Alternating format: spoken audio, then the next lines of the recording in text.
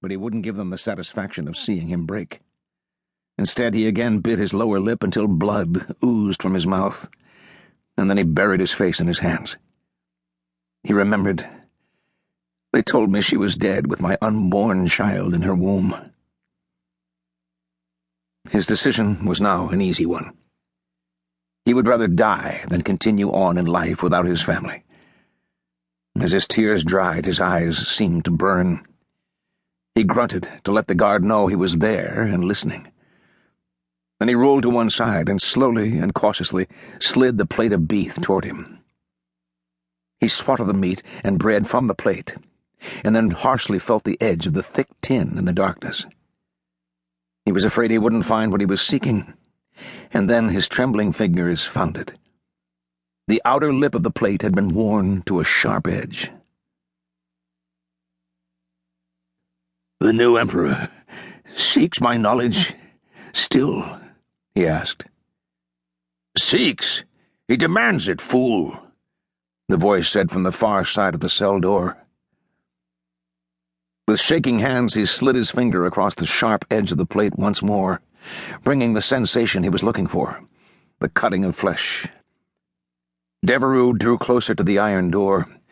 Then he raised the plate and sliced the one area that would supply enough blood to be convincing to the captain of the guard, his head. He sliced deep and long through the ragged growth of hair, wincing as the plate's edge dug a deep furrow through his scalp. Soon he felt the satisfying flow of blood coursing down his forehead, and still he dug the sharpened edge deeper. There had to be enough blood to convince the keepers that Napoleon's prized prisoner was attempting to do the unthinkable. As he lifted the plate from his head, Devereux saw that blood was not only flowing, but had begun to spurt as he had dragged the tin plate through a small vein. He held on to the plate, moving the sharpened edge opposite his grip, and then laid down next to the food portal.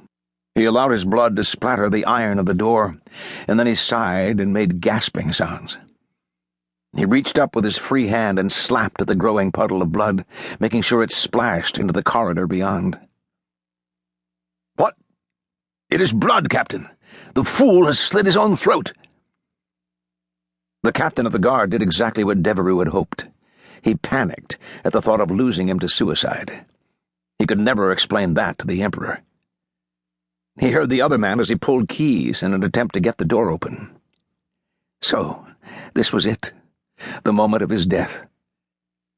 He never had any plans to escape. But neither did he have the courage for ending his own life. So he would force them to do it for him. A self-satisfied smile etched his wretched features. "Hurry, you bumbling fool! He'll bleed to death!" Finally, Devereux heard the keys slide home into the rusty lock. Then he heard the scraping sound as it turned, and then the hasp of the lock was thrown back, and then came the sound of a man straining to get the door open.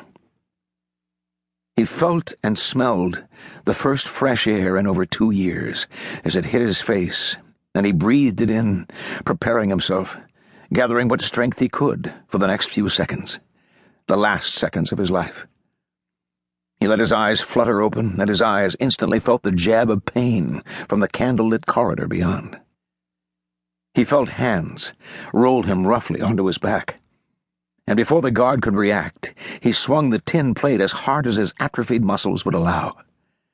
The sharpened edge came into contact with the man's neck.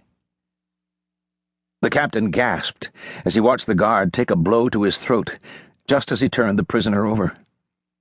He straightened and started to shout for others, but Devereux lashed out with his bare feet and caught the young captain in his left knee, bringing him down to the rough stone floor.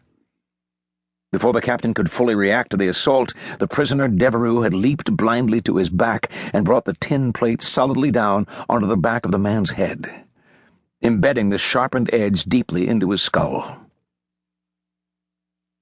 Devereux was crying as he rolled off the captain and lay still, listening for the footsteps that would signal his death. As he tried to bring his breathing under control, he opened his eyes to the glare of the candles. The pain in his eyes slowly subsided as he tried to focus on the darkened far wall.